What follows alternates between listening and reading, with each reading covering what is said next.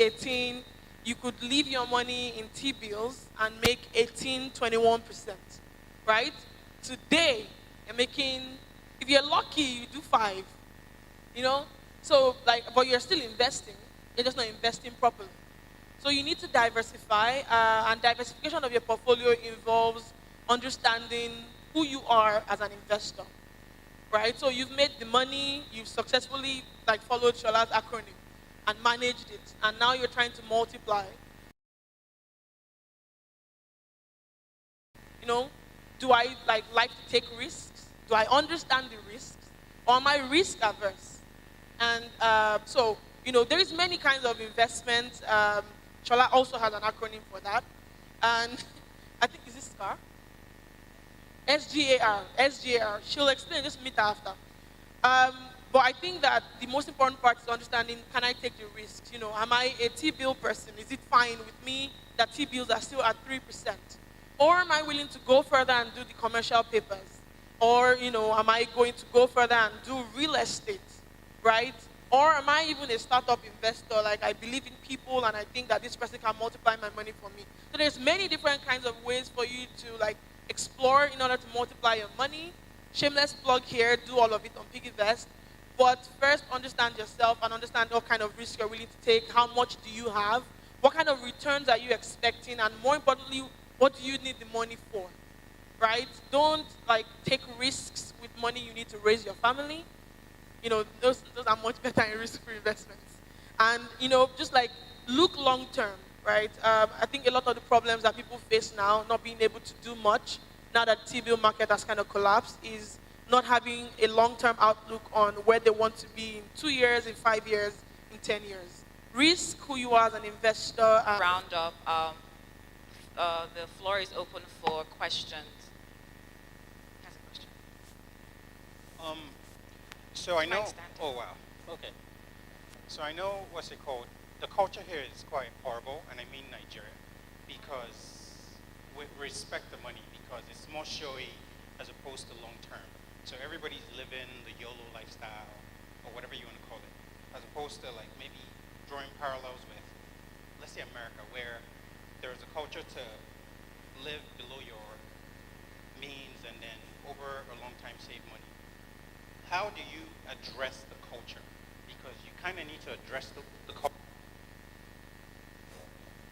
You kind of need to address culture to be able to shape behavior. So is there anything being done? Because like you said, you could create wealth all you want, but trust me, you could blow it as quick as possible. So is anything being done to address the culture so people are not just thinking, I make $1 million, I need to move to banana, da-da-da, and stuff like that?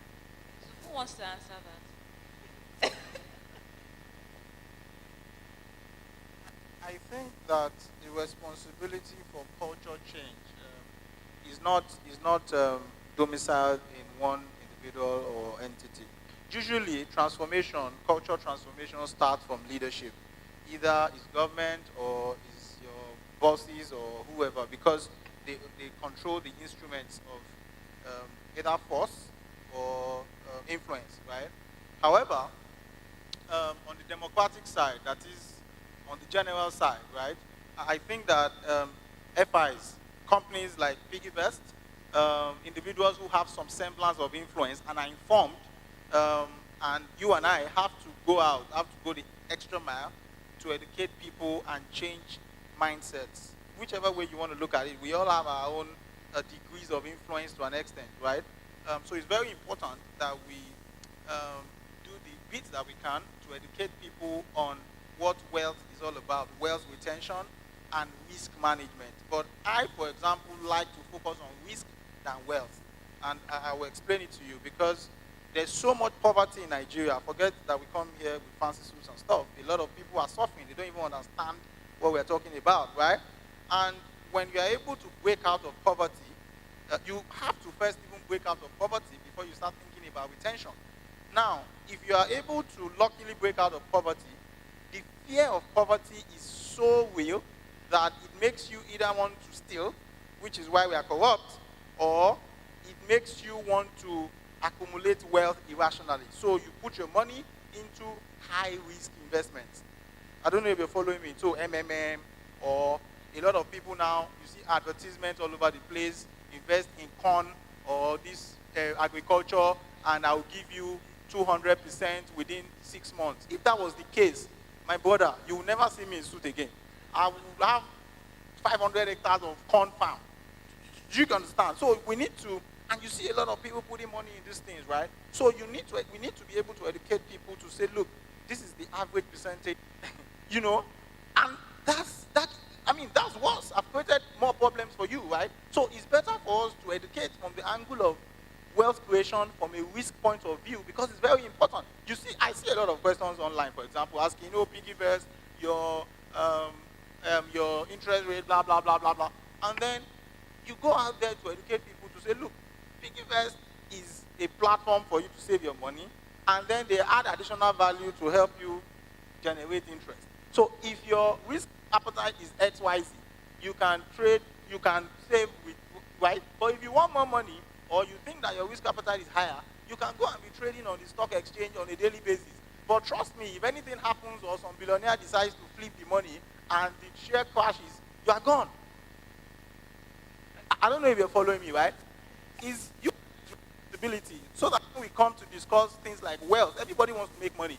But we need to also make people realize that as you want to make money, you can also lose money. So you need to understand yourself, your risk point of view, your risk, right, and the opportunities that exist, how you can best manage them from that risk point of view. Thank you. Thank you so much. So we have time for only one more question because we have 5 minutes. So one more, but please make it short. Over there.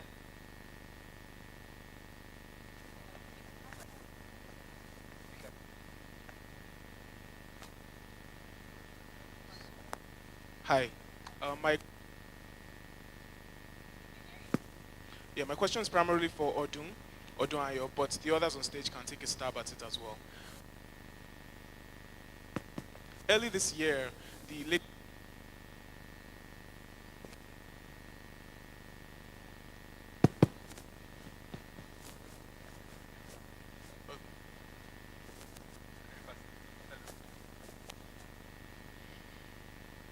So earlier this year, the Lagos State government essentially passed an order which effectively ended the business of companies such as, Otrek and the like.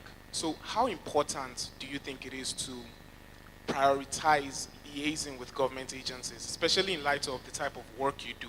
It's novel. It's not exactly one that the African or Nigerian community is used to or has gotten used to, unlike other climes like the US and Europe.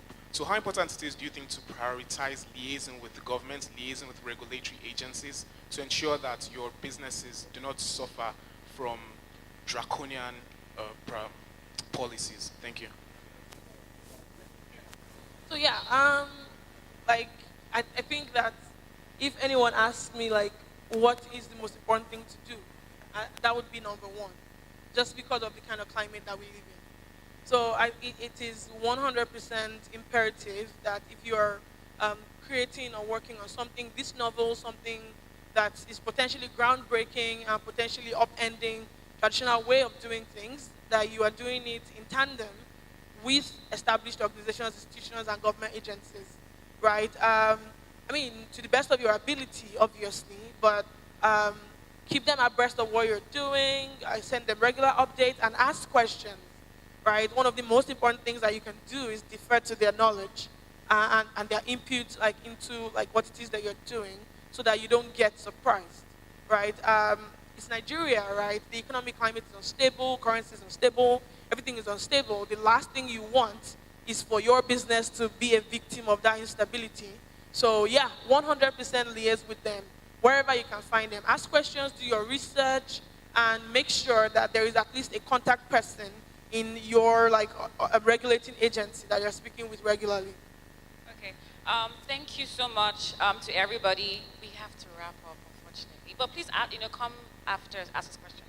Thank you guys for spending some time with us. Thank you to our amazing speakers and panelists. I think to wrap up, some key takeaway is to upskill, learn new skills, be curious, and stay relevant. Thank you. Follow us on social media, Piggybank NG. Yeah. On Twitter and Instagram, everywhere actually. Thank you guys so much. Thank you guys, thank you.